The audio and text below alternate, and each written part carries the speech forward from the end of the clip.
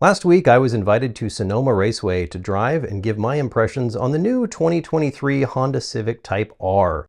In an effort to be fully transparent, I will admit that Honda did fly me up there. They put me up in a very nice room, fed me excellent food, and let me take hot laps around Sonoma Raceway. This was an obvious attempt to sway my opinion so that I would say nice things about the new Civic Type R, but I will not be swayed by such attempts, because I am a professional. I will be fully objective. I will tell you about the car, and only about the car. I will not discuss the amazing time I had in California's beautiful wine country while driving this car.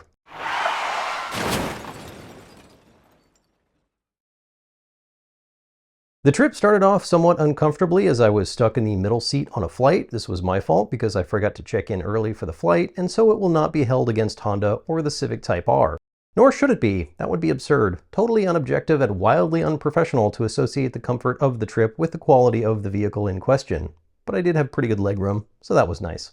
When I landed, I was greeted by a chauffeur from a company called DRVN, which bills themselves as the Ferrari of chauffeur services. So the Ferrari of chauffeur services showed up in a BMW to take me to a Honda event. A BMW 7 Series, truly the Ferrari of back seats. This car had excellent legroom, probably a lot more than the, wait, what car am I reviewing? Oh yeah, the 2023 Honda Civic Type R. The Honda Civic is in its 11th generation. The car first showed up in 1972, and by the early 1980s, it and other small Japanese cars were so successful in the United States that the US government asked the Japanese to voluntarily limit exports so that US companies could have a chance competing with their 80s offerings. The first Civic Type R came out in Japan in 1997, but we didn't get it in the States until the 10th generation Civic in 2017. That Civic was interesting. It had a lot going on, the Type R even more so. It looked less like a car and more like a fictional space robot. Lots of jagged edges and aerodynamic looking things, like the result of a wild night involving an Aventador, a Fit, and a broken condom. I didn't love it, but it was different. It was a styling risk, and I like it when car companies are risky. The 11th generation Civic is less risky, a lot less risky. It looks more like a car, which is good, because that's what it is. The Type R is a little more wild looking, but just a little, just the right amount.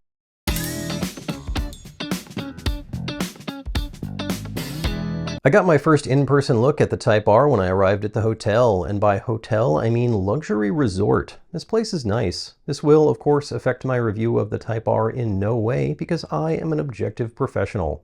But it is a nice resort. I don't even want to know how much these rooms cost per night. That's not true. I do. I looked it up. It's a lot. The 2 nights I will be staying here are worth a lot of money, almost as much money as the price increase between the previous Type R and this one. This is a Civic that costs more than $40,000. If you want it right now, you're gonna have to pay a lot more than that with the dealer markups. But the market is starting to get a little less insane, so hopefully in the future the actual purchase price will be closer to the MSRP of just under $43,000. A lot for a Civic, but that does give you everything. This is not a Porsche builder adding a few $1,000s here and there for every possible option. The base Type R is the fully equipped Type R. It comes with all the things. Things like 315 horsepower, a turbocharged 2-liter engine, 3 pedals, a limited slip diff, an aluminum hood, adaptive dampers, 4-piston Brembo front calipers, race-inspired seats, a 12-speaker Bose sound system, and a big-ass wing. I learned all of these things during a presentation with a fancy dinner and an open bar with top-shelf booze. I was not swayed by this fancy dinner, nor the open bar. I was focused on the numbers, the details, the engineering, the 2003 vintage Pinot, and how it all came together to make the new Type R, because I am an objective professional. Did I mention this car has 315 horsepower? I know that doesn't impress in a world where people throw around 400 and 500 horsepower numbers all day, but this is a tremendous amount of power for a compact front-wheel drive car. On a wet racetrack, it is far more than you need, but we'll get to that in a moment. 315 horsepower is twice as much as the base Honda Civic, over 6 times as much as the original Honda Civic. In fact, it is the most powerful vehicle ever sold in the United States with a Honda badge on it. And yes, it is half as much as this Honda, but it is still a lot.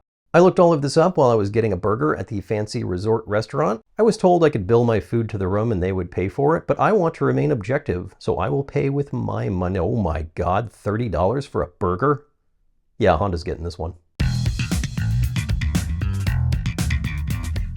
The next morning, after a quick fancy breakfast, we were all given keys to a new Civic Type R in championship white. I would have preferred rally red, but I will not let that affect my opinion because I am an objective professional. We were given a route to drive through the windy Northern California roads. Unfortunately, it was not dry. It had rained the previous night and was continuing into the morning. I wouldn't normally push it too hard on a public road anyway, but with the rain, the blind corners, and the occasional rocks in the road, I kept my foot out of the throttle and the car out of the trees.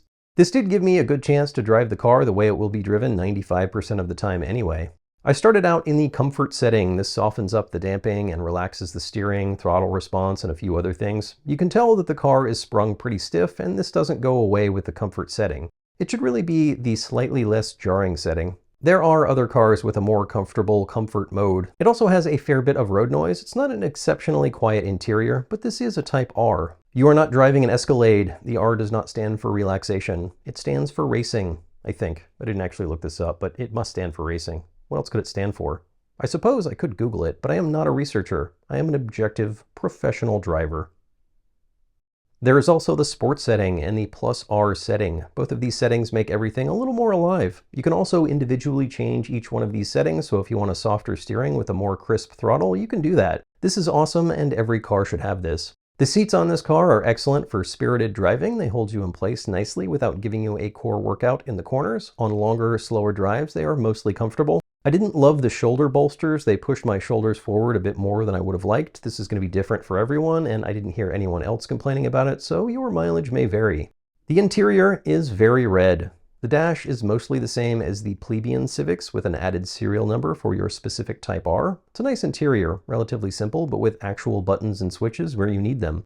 Legroom is excellent, front and back, somewhere between an airplane middle seat and a BMW 7 Series.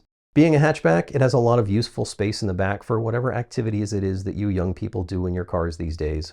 One annoying thing that did show up during our drive, our TPMS sensor showed one of the tires had low pressure. This car doesn't actually have sensors in the tires, it just records wheel speed and calculates rolling radius of the tire, throwing up a light if one of the tires seems flat. It makes sense for a Civic, a little less expensive car. Why add a sensor to measure pressure when you can just estimate it with the other sensors that you already have? I believe they also do this with the gear indicator. It won't show you what gear you're in until you're rolling, so I think it just calculates the gear based on wheel speed and RPMs. That's fine. It's a little more annoying with the tire pressure sensor though. Apparently the light can come on due to rapid accelerating, braking, or turning, which are things you sometimes do in a car, especially on a racetrack. Actual sensors would be better for a track-focused car where you might be adjusting tire pressures outside the recommended level or dealing with varying tire pressure changes due to the tires heating or cooling. It's little things like that that remind you that you're buying the top end of a relatively inexpensive car. This car is $43,000, but the base Civic is $25 grand, and some of that cost cutting is still there. A little before noon, we arrived at Sonoma Raceway and took the cars out for some laps, but not before we had an excellent catered lunch and some delicious gourmet dessert bars, which in no way affected my objective review of the car. Unfortunately, the track was wet, very wet. This was a bummer because it would not allow us to really test the limits of the car, but it would allow us to test the limits of the car in the wet, and I gotta say, I had a blast. I've had a lot of fun on racetracks, but driving this car at the limit on a wet Sonoma track was up there. It was great. Also kind of terrifying. The comfort setting turned out to be perfect for track driving in the wet. It should really just be the wet setting. Visibility is great in this car. The A-pillars are never in the way, the wing doesn't block the rear like the last Type R, and the side mirrors are low and out of the way, but still there when you need them. With water on the track, you could really tell that this was a high-powered front-wheel drive car. Any amount of throttle in the corners and the car would start to understeer, but if you're not throttle happy, the car is well balanced in the corners. I could get the back end to just start coming out and then just sort of gently slide the front with the throttle. It was good fun. I took my laps and then came in to watch other drivers navigate the wet track. And then something wonderful happened. The sun came out, and then it went away. But then it came out again. The track did not completely dry, but there was enough dry corners to really see what the car had. The throttle on understeer was significantly less of a problem in the dry. It'll do it if you drive like a lunatic, but the limited slip and a tiny bit of self-control helped the car accelerate out of the corners, pulling all through the revs. The engine power almost feels like a motorcycle, but at half the revs. It wakes up around 2,700 RPMs, and then the power climbs from there, pulling harder all the way to the 7,000 RPM red line. The dash has this neat LED shift light at the top that kind of looks like a Formula car shift light. The Honda people brought this up multiple times as though they wanted me to point it out, but I point it out only because I want to and not because they wanted me to, because I am an impartial, objective reviewer. There's also lots of data to look at and a data logger so that you don't have to look at it while you're driving, which is nice. 315 horsepower is plenty for this car, for sure, but the way the power curve keeps pulling through the RPMs, it leaves me wanting a little more power and a little more revs, but in a good way. Like when Honda gives you free delicious hors d'oeuvres, and they're great, and you kind of want another one, but you know it'll be better if you just wait for the amazing steak dinner. You know that feeling? It's like that. The transmission on this thing is straight up amazing. The rev matching is excellent. You can turn it off if you want to pretend like your heel toe game is better. It's not, but you do you. I'm not the biggest manual fan. I will admit that I'd take a good dual clutch over the H pattern most of the time, but this is a really good manual, which is good because the Type R only comes with a manual. This car has all the required nannies: vehicle stability control, traction control, etc. You have to be in plus R mode to turn them off, but that doesn't actually turn them all the way off, just most of the way. I rode shotgun for one lap with a journalist from Car and Driver. We tested the limits of the electronic nannies being off, and we did manage to get the car sideways, full opposite lock on the steering, so it's about as off as you'd want it to be. I actually really liked the stability control, especially earlier in the day when it was really wet. It didn't seem to come in until the car was already out of sorts, and then it kind of smoothly put the car back in line. It didn't jarringly cut the throttle or anything like that. It just sort of gently kept me out of the wall. There's also almost no torque steer, which is astonishing for a front-wheel drive car with this much power. Honda figured this out on the previous Type R. They adjusted the front suspension geometry to minimize the scrub radius while still keeping steering stability and feel. The next day I woke up to another delicious breakfast, complete with eggs separated out into whites and yolks. I hopped into the back of a Lincoln Navigator to be chauffeured to the airport. Plenty of legroom back here, about as much as the 2023 Honda Civic Type R. They packed me a small breakfast to go, even though I had already eaten breakfast, but that was nice.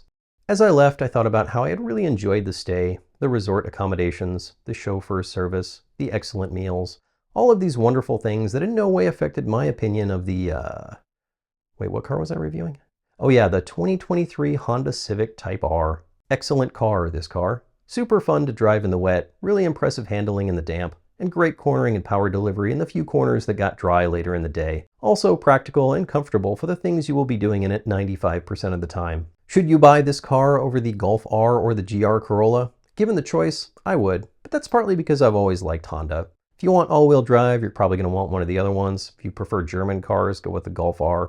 If you're short 10 grand, get the Veloster N. But if you're like me and you've always appreciated Honda, then you know that this is the kind of thing they're really good at.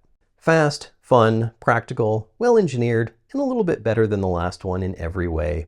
This is the result of 50 years of Honda Civic development, and it is, objectively, a very good car. It used to be that you had to impress people to get people to watch your show. Now you just have to impress the algorithm. So do me a favor, hit that subscribe button. All hail the algorithm.